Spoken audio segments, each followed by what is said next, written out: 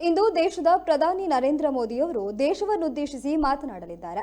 ಈ ಬಗ್ಗೆ ಟ್ವೀಟ್ ಮಾಡಿರುವ ಪ್ರಧಾನಿ ಅವರು, ಇಂದು ಸಂಜೆ 6 ಗಂಟೆಗೆ ದೇಶವನ್ನುದ್ದೇಶಿಸಿ ಸಂದೇಶ ನೀಡಲಿದ್ದೇನೆ, ತಪ್ಪದೇ ಭಾಗವಹಿಸಿ ಎಂದಿದ್ದಾರೆ. ಇದೀಗ ಪ್ರಧಾನಿಯವರ ಟ್ವೀಟ್ ಬಗ್ಗೆ ಜನರಲ್ಲಿ ಸಾಕಷ್ಟು ಕುತೂಹಲ ಮೂಡಿದ್ದು, ಯಾವ ವಿಷಯದ ಕುರಿತಾಗಿ ಮಾತನಾಡಬಹುದು ಎಂಬ ಪ್ರಶ್ನೆ ಎಲ್ಲರಲ್ಲಿ ಮನೆ ಮಾಡಿದೆ.